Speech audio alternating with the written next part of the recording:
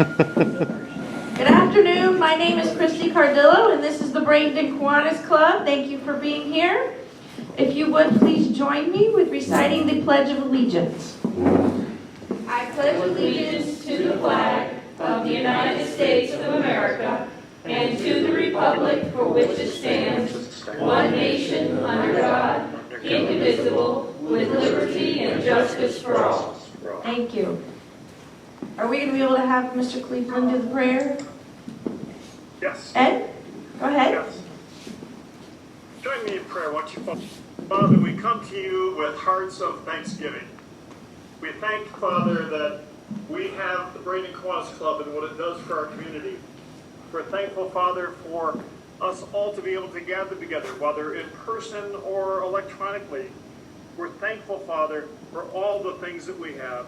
And on this Giving Day, we're thankful that we have the opportunity to share what we have that you have provided for us with those in the community and those around the country and around the world that needs the help. Now, Father, today as we gather together for this meeting, will you bless the speaker as she shares with us the things that her organization is doing for our community? And will you keep all of our members safe and well as we go through this time? We'll ask all these things in your precious and holy name. Amen. Amen.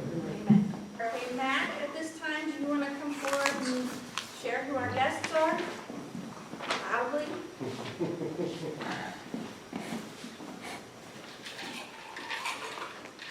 Let me just say this about that. It's 2020. Enough said.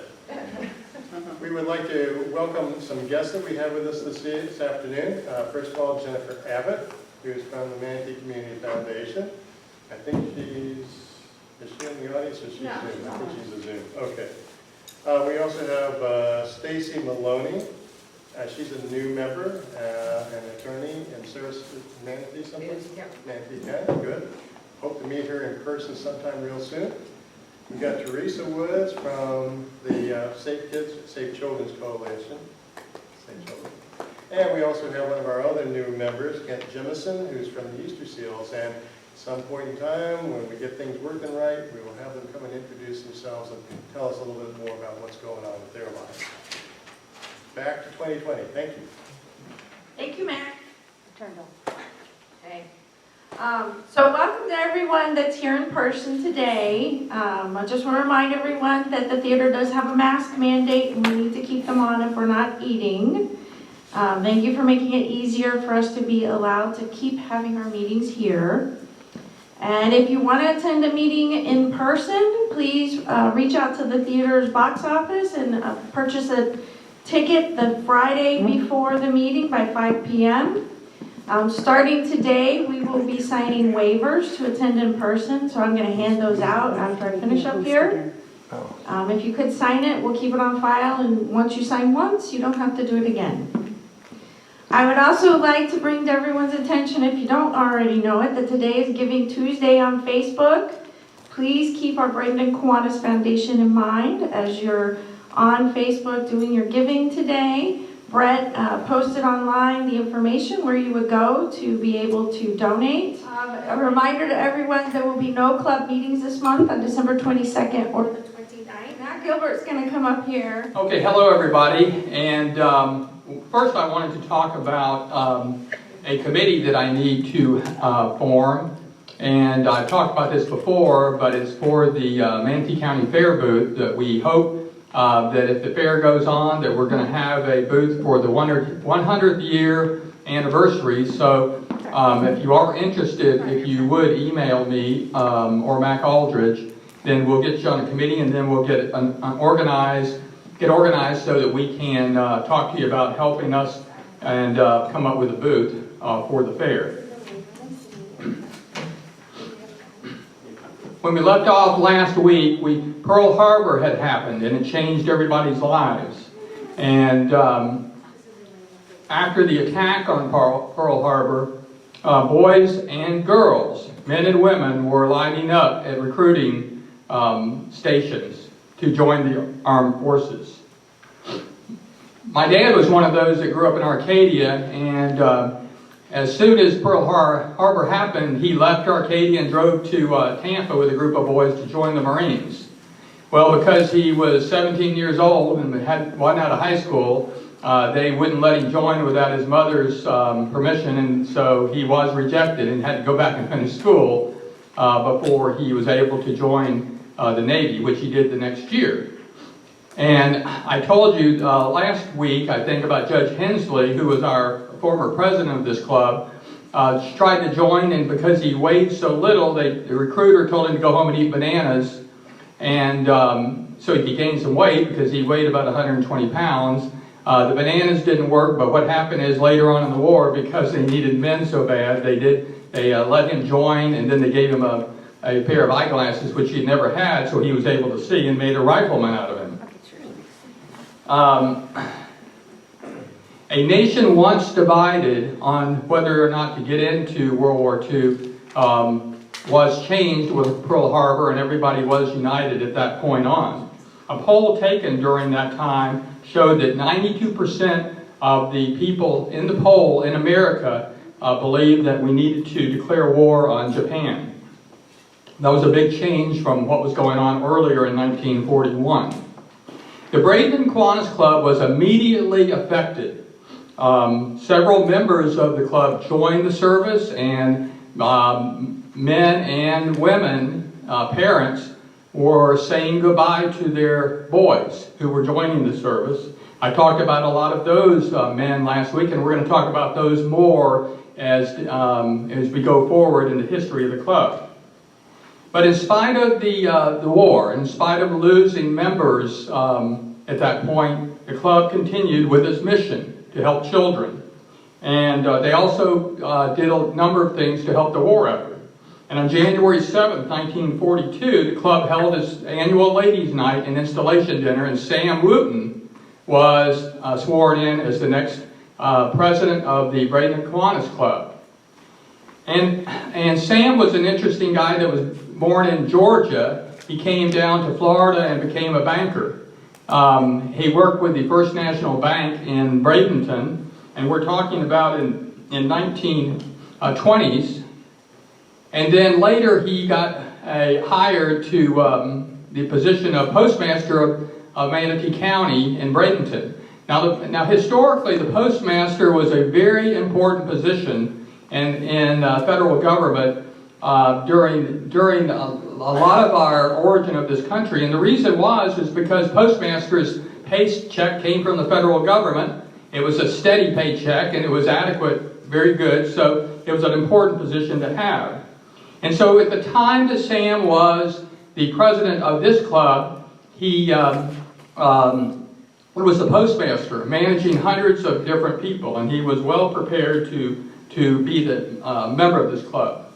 The photos that are showed a number of boys that are enlisting, and as I was talking about, for many, many months,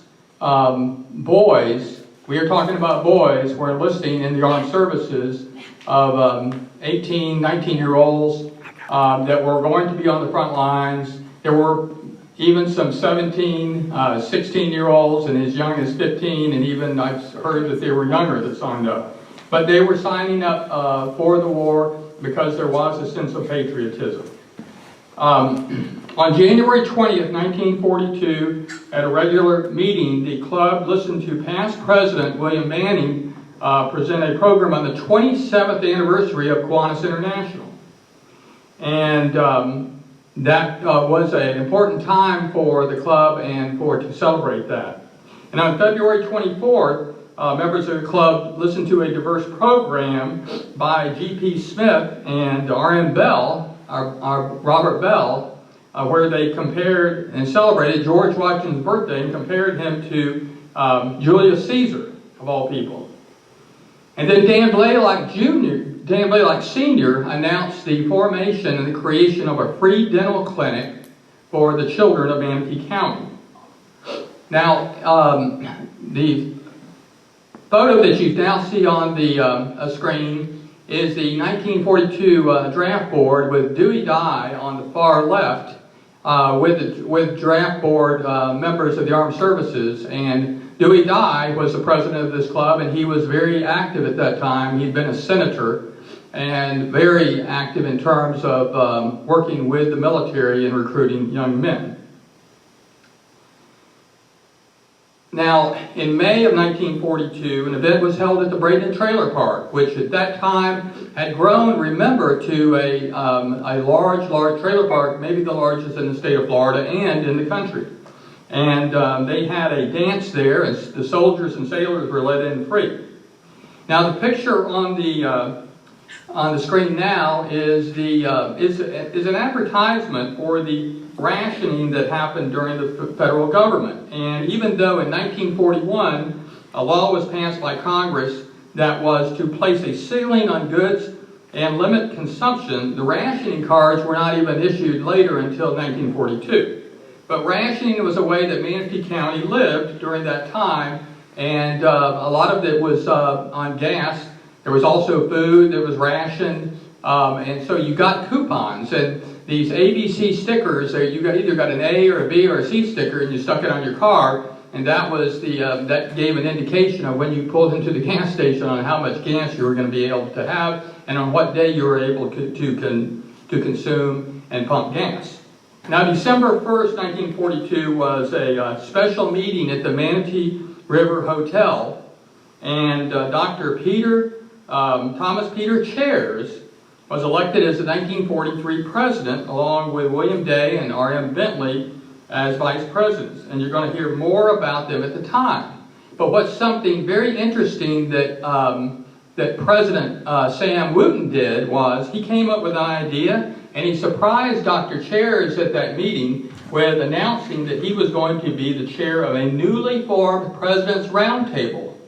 What a brilliant idea he had. This roundtable was an organization to be formed by all the presidents of the service clubs in Manatee County, and the Braden and Kiwanis Club president was going to be the president of that council, and they were going to meet on a regular basis to build camaraderie and a consensus between them to work on projects throughout Manatee County.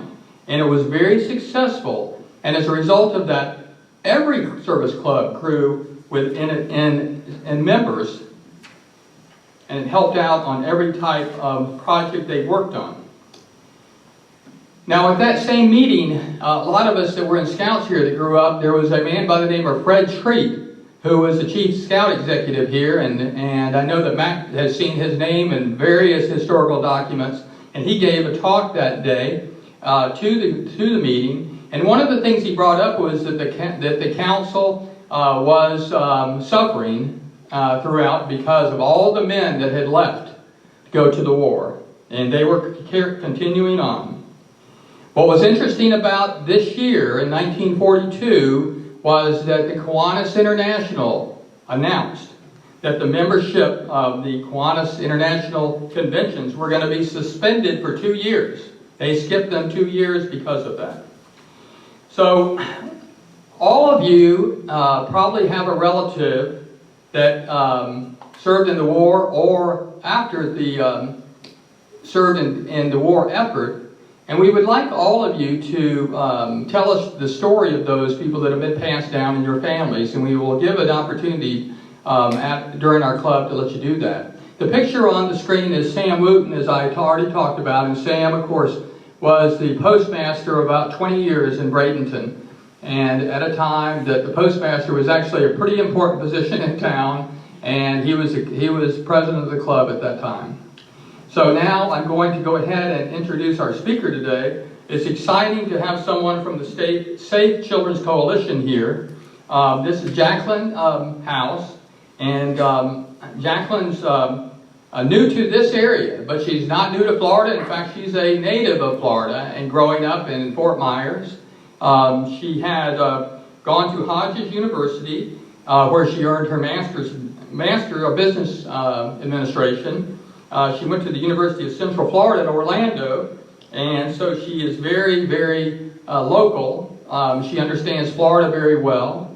She's got a track record of being with different organizations, including the Goodwill Industries of South Florida, Women in Distress of Broward County, and the Research Manager and Corporate Foundations Relations Office. She is the Director of Philanthropy at the Safe Children's Coalition. This organization is such an important organization, not only for our community, but in the state of Florida, because basically, for one reason, they're saving children's lives. The same thing that Braden Kiwanis is doing. So if I could ask Jacqueline if you'll come on up, and I'll turn it over to you.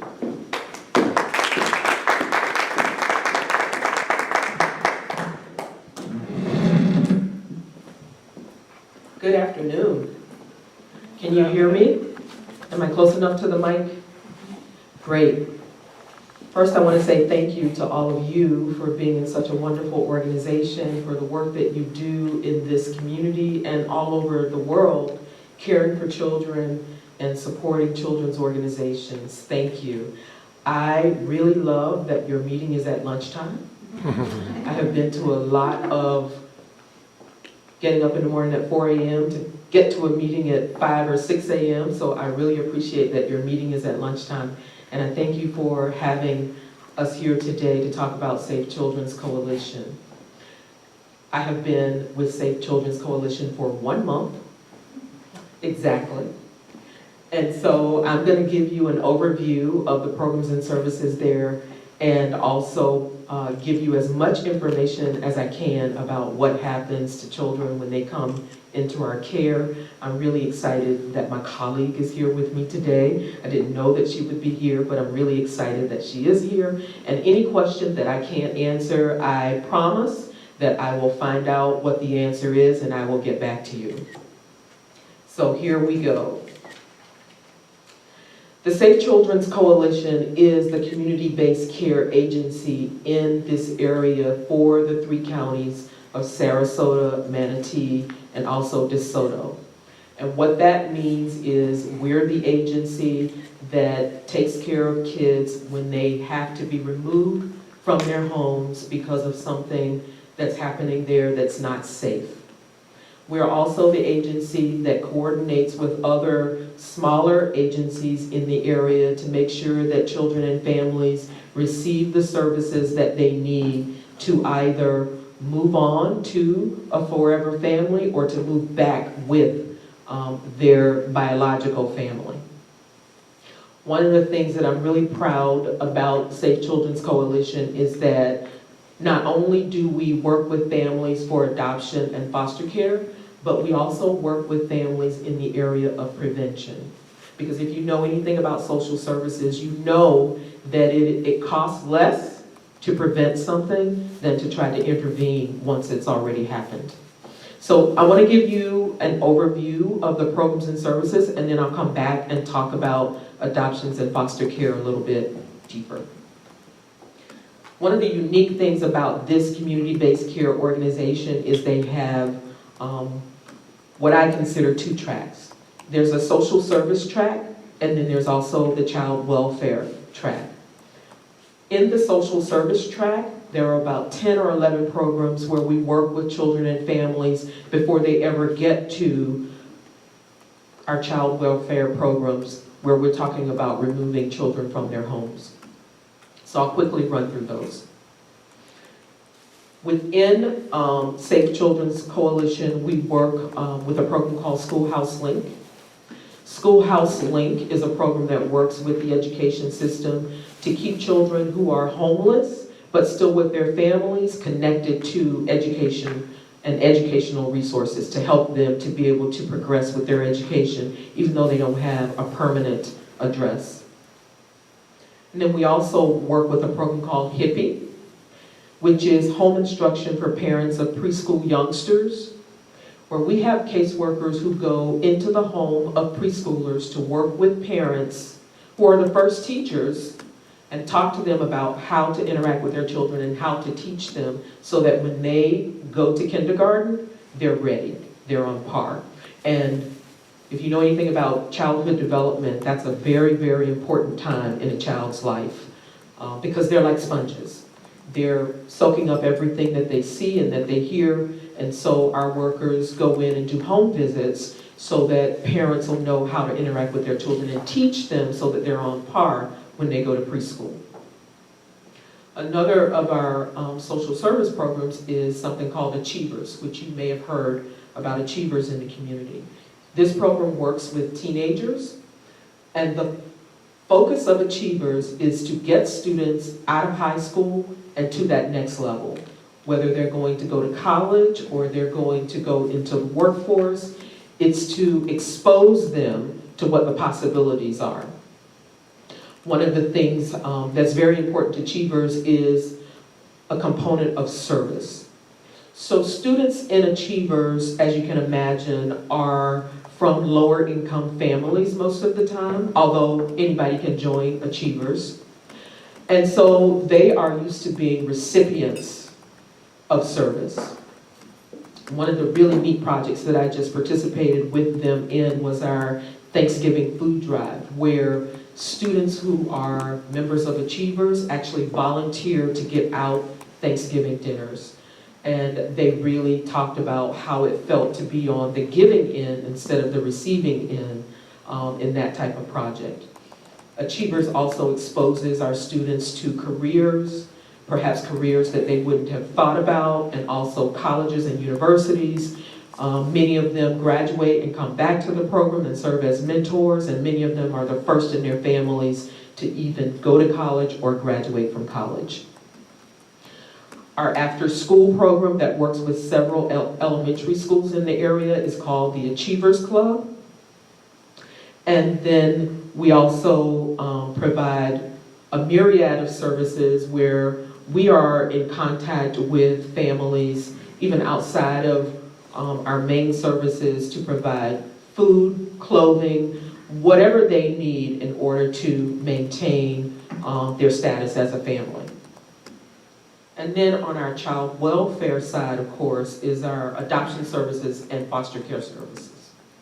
So with adoption services, of course, we work with families whose children have been taken from the home for various reasons. One of the top reasons is drug abuse by a parent. Another reason could be domestic violence in the home, inadequate supervision, any area where a CPI investigator has determined that it's not safe for the child to be in the home. It's of course our goal to reunite children with their families. So if children need to be out of the home for a certain period of time in a foster care home, then we're also providing resources to work with those parents to get them ready to take the steps so that they can be reunified with their children. Sometimes that's with the involvement of the courts. Sometimes that is not with the involvement of the courts. We train and certify those foster care homes, those foster care parents, as well as anybody that's in their household, go through a rigorous set of standards and background checks, as well as a training and certification to be able to qualify as a foster care home.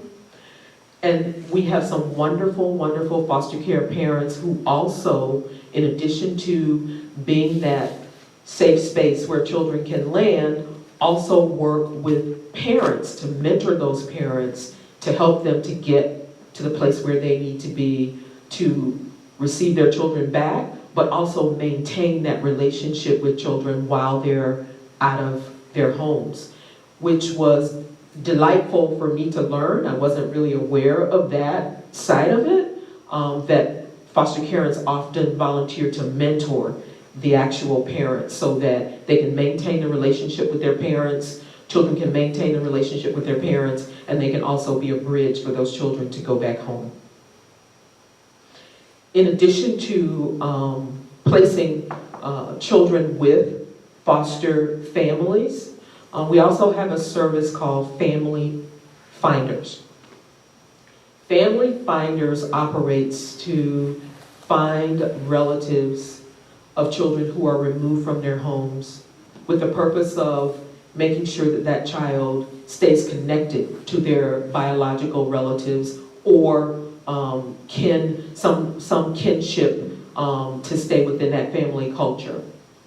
The child may or may not be placed with that relative, but even if they aren't placed with that relative, the foster care parent has a family member or a godmother or someone who is close to that child so that the child can maintain the culture of being in that family. That's a really, really quick overview of services. But I also want to kind of just take you quickly through the tiers of service. Unless you have questions, stop me at any point. I know you're new. How often is a family or is a child removed from a family in Manatee County? That's a great question. So what I can tell you is that from my education since I've been here, in the time that it takes for us to have this meeting, at least 2 children will be removed from their home. And again, going back to those reasons for children to be removed, the number 1 reason is drug abuse by a parent. The second highest reason is domestic violence, then inadequate supervision, just a general inability to cope, not able to cope with the changes that are happening, and then inadequate housing, homelessness. So if that gives you an idea, that just in the time that we've been sitting here, 2 children will be removed from their home. Safe Children Coalition works with many different agencies in the area. So we're not the actual agency that goes in to do the investigation to determine whether or not a child will be removed, but I believe in Manatee County we work with the Sheriff's Office in order to have that happen. So we work closely with them. Other questions? Okay, just to kind of give an idea of the tier of services. So in our prevention category, where we really try to work with families before they become a part of the system of care, is our HIPPY program, which I talked a little bit about, our Schoolhouse Link, our Achievers program, our After School Adventures Club. So in that tier, we're really trying to work with families to prevent them from coming into care. And then we have something where we have in-home case management, so working with families in their homes to bring them resources, make connections for them with other resources that are in the community, to also try to prevent children from being placed in out-of-home care. And then, if a child has to be removed from the home, our services that fall under that tier is, of course, case management, where we work closely with the courts, our family finders that I talked a little bit about, licensing foster homes, and then also placing children in foster homes.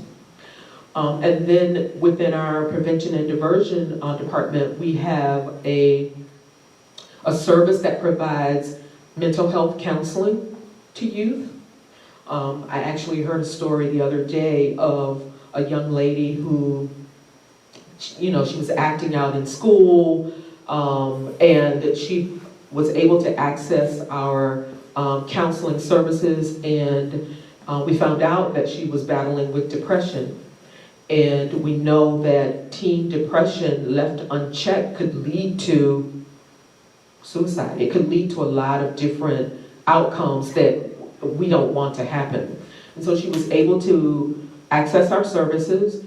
Her and her siblings were able to get counseling that they needed. And the outcome was that she learned coping skills, and she was able to improve or lessen that feeling of depression. And so we count that as a success. I also heard another story the other day about a mom who had lost 4 kids, I believe it was, and she worked really hard to complete all of the steps that she needed to take in order to be reunified with her family, and was reunified last week. You can actually see that story on our Facebook page. So we're really, really happy when children can be reunified with their parents, because that is our goal. Because we know children do better when they're with their families versus being in foster care. Another component of our out-of-home care is our independent living program. The independent living program works with teens in foster care to get them ready to be adults.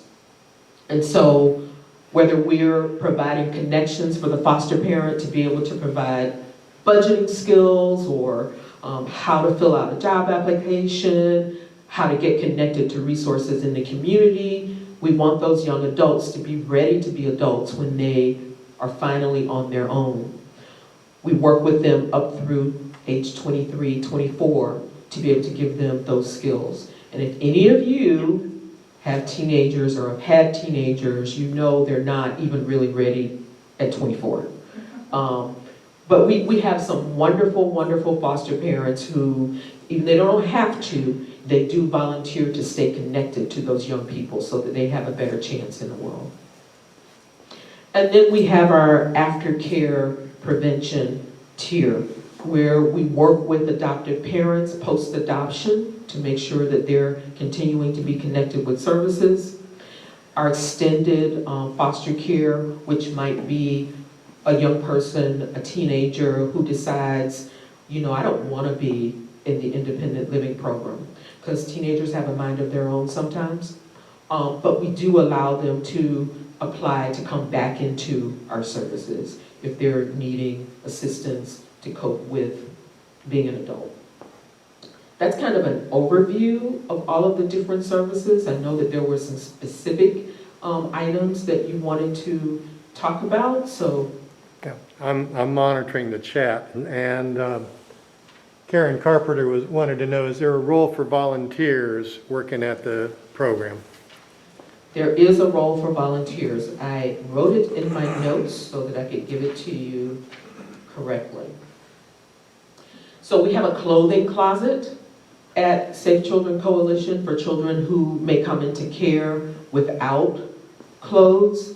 So we have volunteers who help us with that clothing closet, help us to organize it, help us to bring in donations, and that clothing closet also includes an opportunity to donate luggage because many times children are removed from their homes or they have to move to another location and all they have is a plastic bag to put their items in. So we also take luggage. That's one opportunity. Another opportunity is any in-person event that we may have. I mentioned the turkey drive that we just did for Thanksgiving. We love having volunteers to help us with that, having volunteers help us coordinate it, having volunteers help us to collect donations. There's also a back-to-school drive, although school is kind of nebulous right now. Some kids are going to school, some are being, doing school from home, but we still need supplies. Those children still need supplies. And then we're also planning a holiday drive-through event because we do a large holiday gift drive for families. And so they'll drive through and they'll get those gifts that we have for them. There's also an opportunity for tutoring and we're developing a mentorship program, so there's opportunity to mentor teens. So those are opportunities to volunteer. You answered the question that Stacy Maloney had regarding that, so good, thank you. Other questions? Did I leave anything out, Teresa? No, I think you did well. Foster Angels. Foster Angels, that's our holiday gift program, Yeah, right? We find sponsors for all the children in care. They have a wish list of a few items. It's only $100, up to $100 obligation. And you can call and sponsor kids, and sometimes we look for volunteers to help organize all that when people start to come pick up the gifts, and then we obviously look for sponsors to sponsor the children too. Great, thank you. Can you repeat that for the people Oh. in there? So our Foster Angels program works with children in our care to collect their wish lists. So we look for sponsors to adopt the children and their wish lists and to be able to provide those gifts. And then we also look for volunteers to help us organize the event and to be able to give out those gifts when they come through the holiday gift drive. I know you said decision on removal, but once the decision to remove has been made, are you all there, and then where does the child go in that immediate moment that they're removed from the home? Can you repeat the question for people on Zoom? The question is, although we don't make the decision, we don't do the investigation to remove the child from the home, in that moment when the child is removed, where do they go? And there was another piece. Well, are you there when the child is removed from the home, and then where does the child go at the moment that it? That's a great question, and I'm going to answer it to the best of my ability, not having actually been out on a call. I know that we're always on call. Our workers who are in the field are always on call. And so,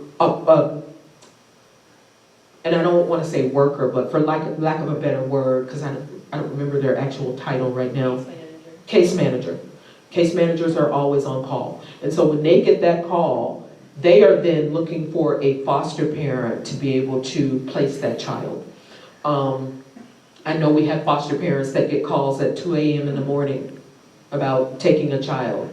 And until there's a placement found for that call, I know for that child, I know we're on the phone going down the list, making the calls to find placement. That's done through our placement department. We have a department that is in charge of placing children that find the homes and stuff, so they get involved in the initial investigation. A staff of the Save Children Coalition is not present. It's Child Protective Services through the Manatee County Sheriff's Office. But then our placement department helps them find a placement for that child if there's not an immediate relative or non-relative. A non-relative would be like your best friend. You know, like your kids are really close to your best friend, that's what would be considered a non-relative. And so that's where a placement department would be taking on-call calls to find placements if nothing is immediately available and the Child Protective Services can't find something, or, you know, the parents unfortunately sometimes don't like to give up information, so we have to find a placement. And while you're finding that family, where's the kid sitting? That's a great question. They would potentially be sitting in the office at the Sheriff's Office at Child Protective Services. Does that answer the question? Other questions? You guys have been a great audience. Thank you. Somebody wanted to know online, how many volunteers do you currently have signed up working with Children's Safety Coalition? That's a great question. I don't know the answer to that question, but I'll find out. Not enough, right? Not enough. That's the answer. Not enough. Not enough. Thank you.